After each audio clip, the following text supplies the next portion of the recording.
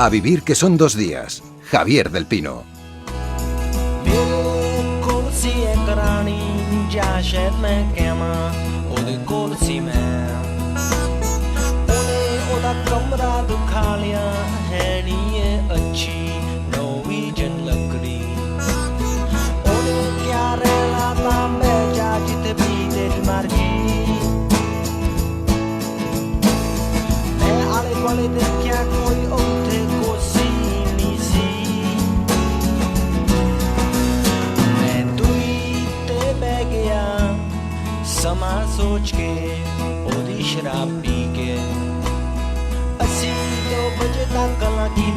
Ramón Lobo, buenos días. Muy buenos días, ¿qué tal?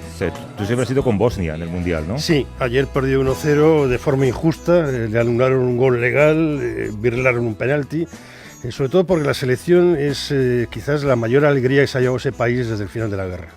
¿Y la derrota de España la sufriste mucho? Sí, la sufrí, pero bueno, prefiero pensar en los 6 años maravillosos que nos han dado y que todo lo bueno se acaba. ¿Viste la proclamación en general? Sí, la vi atentamente, estuve tuiteando, retuiteando. No quiero ni pensarlo. Hombre, si el presidente del gobierno dice que fue una menuda paliza, en palabras literales que se le coló en la grabación cuando se reunía con Felipe VI, creo que podemos decir que fue un poco paliza, ¿no? Sí, fue paliza, supongo que sobre todo para las niñas, ¿no? para las dos, para la princesa y la infanta, creo que se llaman ahora. No se puede decir lo que se ha comentado por aquí sobre eso. Refugee rolling, you rolling like a rolling stone. Refugee rolling, we're rolling for the better. Vamos a hablar de gente con muchos menos privilegios que futbolistas o realeza. Hay actualmente más de 50 millones de refugiados en el mundo.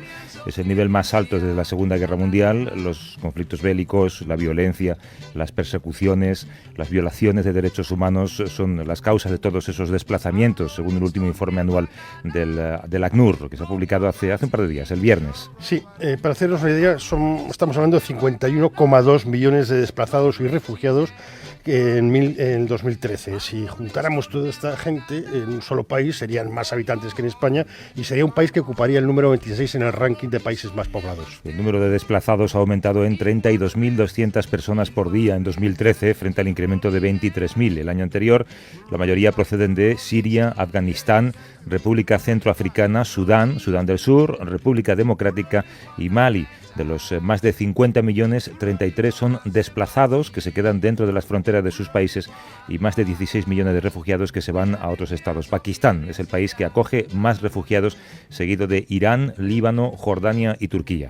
Sí, el gran productor de refugiados el año pasado fue Siria y bueno, muchos de estos refugiados, más de la mitad, llevan al menos 5 años instalados en otro país, son los que se les llama refugiados prolongados. Hay casos como el de los de la etnia Karen en Birmania, que llevan más de 20 años, o los palestinos, que hay 4,6 millones de palestinos fuera de Palestina desde el 48, que eran unos 711.000 más o menos según los datos de Naciones Unidas. Y hay otro dato trágico, ¿no? Que son los más de 25.000 niños que pidieron asilo el año pasado, la mayor cifra de niños solos que lo han solicitado en la historia desde que hay datos recogidos. Es un problema humanitario, es un problema político.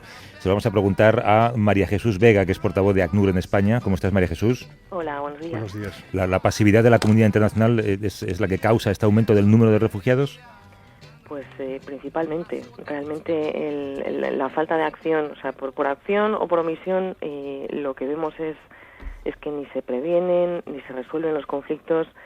Vemos muchos que son de esos como de baja intensidad, prolongados, que no se resuelven nunca, que no permiten a la gente retornar, que estamos viendo también los menores índices de retorno, de repatriaciones voluntarias que tenemos registrados normalmente a lo largo de los años, y al mismo tiempo vemos conflictos nuevos que se están intensificando, que están teniendo una violencia atroz, como en la República Centroafricana, en Sudán del Sur. Y que están siendo ignorados en su mayoría, ¿verdad?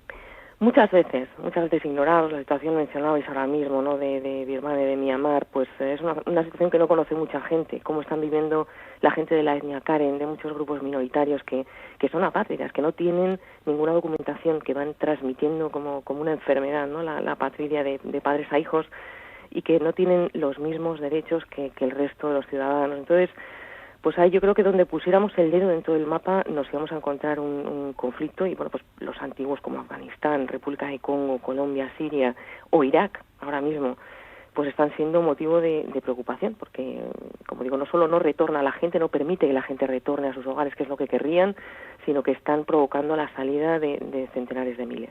Y todo esto coincide con un mundo occidental en crisis, que se siente en crisis, comparado con muchos de estos países estamos muy bien, y que ha ido reduciendo cada vez más la capacidad de acoger o la disponibilidad de acoger, ¿no? Claro, porque de hecho los países más ricos son los que menos acogen. Pues sí, así es. El 86% de los refugiados están en países en vías de desarrollo, y ese es un récord también este año bastante triste que volvemos a ver y que supera ya la cifra del año anterior. Yo creo que los países ricos pues estamos bastante protegidos, bastante blindados, es difícil que la gente llegue aquí, y la lástima es que un poco el entorno económico mundial actual, que en este entorno es tentador, ¿no?, de alguna forma preocuparse solamente por nuestros intereses inmediatos, ¿no?, y perder de vista de alguna manera pues lo que son los valores, ¿no?, que todos compartimos, y los compromisos de derechos humanos que contempla nuestra legislación, y que verdaderamente son los que deberían de prevalecer por encima de cualquier otra consideración.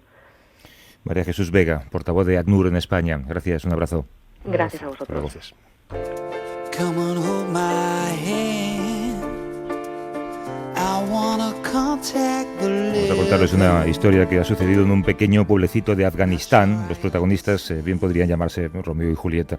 Sus nombres son Zakia, de 18 años, y Mohamed Ali, de 21. Ambos son hijos de agricultores de Bamiyan, una remota provincia en las montañas de Afganistán. El delito que han cometido, pues haberse enamorado cuando son de etnias diferentes. Sí, Bamiyan es donde los budas, aquellos famosos, en recordar a nuestra audiencia cuando los bombardearon. Zakia pertenece al grupo de los tayikos, son sunitas, y Mohamed Ali, por el Ali sobre todo, se sabe que es chií, es una zara. Ambos se conocieron de niños trabajando en un campo, y entablaron una estrecha amistad. Cuando ella creció ya no pudieron seguir viéndose, porque en Afganistán la tradición es que cuando llega la pubertad las mujeres deben cubrirse y con burka, y solo pueden salir acompañadas por familiares masculinos. Según explicaba una crónica en el New York Times, el medio que ha publicado esta historia, pasados los años, Mohamed localizó a Zakia, y gracias a una chica que hizo de intermediaria consiguió entregarle un teléfono móvil que durante 4 años le servía para hablar una vez por semana. En 2 ocasiones ese Romeo pidió al padre de Zakia permiso para cortejar a su novia, pero fue rechazado.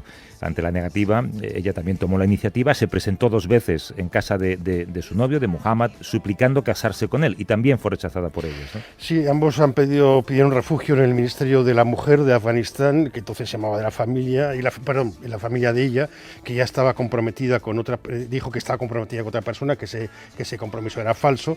Zakia negó haber dado consentimiento para comprometerse con alguien que no fuera su novio, Mohamed Ali, y unos 5 meses después nuestra Julieta sigue refugiada en el ministerio sin poder hablar con Mohamed, porque la ley afgana además ordena que sea devuelta a su familia a pesar de que ella asegura que van a matar.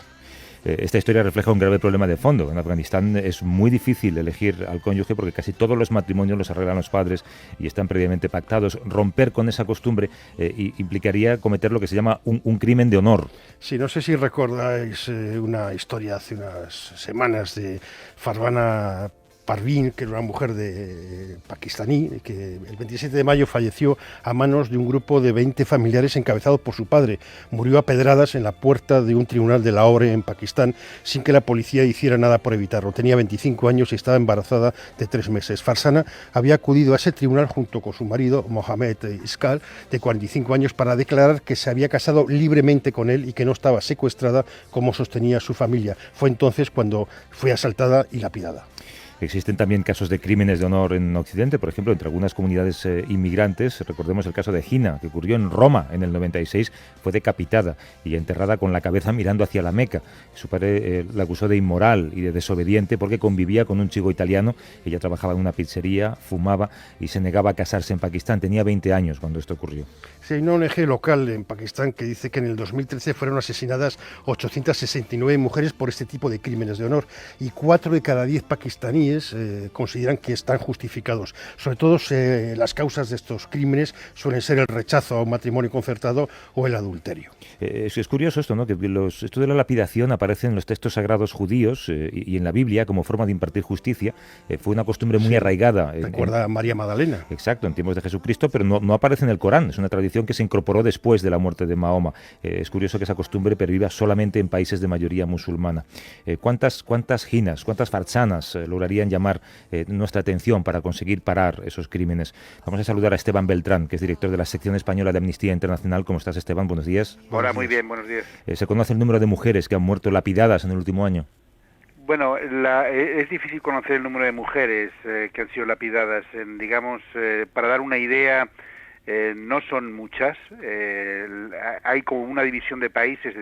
Por ejemplo, estamos hablando de que en Afganistán todavía se está peleando porque se quite del Código Penal o no se incluye en el nuevo Código Penal la lapidación. En Sudán existe lapidación de mujeres legalmente a través de la ley interna del país. En Irán, al menos 10 mujeres están ahora mismo condenadas a muerte por ser lapidadas y aproximadamente 77 desde que hubo la revolución en el año 79, que sepamos, han sido lapidadas. Pero el número total es difícil saberlo y el número de cada año es difícil porque ahora también la lapidación se da no solo por impulso del Estado, sino que se da también en consejos de familia o por parte de grupos armados, por ejemplo los talibanes en Afganistán, ¿no? Sí, más importante la tradición que la ley, ¿no? Porque Pakistán teóricamente está prohibido. ¿Solo se castiga por el adulterio o hay más razones? Fundamentalmente por el adulterio, la muerte por lapidación por el adulterio, pero por ejemplo en Sudán el adulterio es condenado, la pena es la flagelación y sin embargo ser cristiana, como el caso de una mujer que en este momento está presa con una niña que acaba de nacer y otra de 20 meses, está condenada a la horca por no hacer apostasía, por ser cristiana, vamos. Y entonces ahora mismo en Sudán, por ejemplo, se suele aplicar por adulterio la flagelación y por ser cristiana en este caso la horca, ¿no? ¿Se consigue frenar alguna condena por presión internacional? En los últimos 10 años, prácticamente todas las que se imparten por parte del Estado. Yo creo que en este caso, en el caso de Nigeria, se consiguió, en el caso de Irán, se consiguió en el caso de Sudán, de 2 mujeres también, se consiguió el año 2012. Lo que es más difícil de frenar es cuando la lapidación se da por orden del Consejo de Familia, en el que varias personas, como en el caso de Pakistán que estabais hablando, pues la pide una mujer de forma inmediata y por decisión de un vínculo familiar, en el que el Estado no actúa, pero no decide la lapidación. En ese caso es más difícil pararla.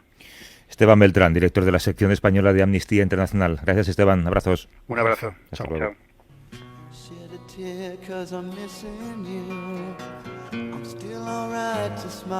Te recomiendo una película, no sé si la has visto, creo que se llama El último superviviente, sobre la guerra de Afganistán, una misión de marines que van a rescatar a un compañero. Si dejas aparte esa línea argumental que es muy de película de guerra, dicen que es la primera película que refleja muy bien cómo es ese país y cómo es en tiempos de guerra, ¿no? Y cómo conviven esas tribus talibanes con tribus antitalibanes, ¿no? Sí, pues habrá que verlo. De Mark Wahlberg, está muy bien. Dicen que es la primera película que por fin, con el paso del tiempo, refleja lo que pasaba allí.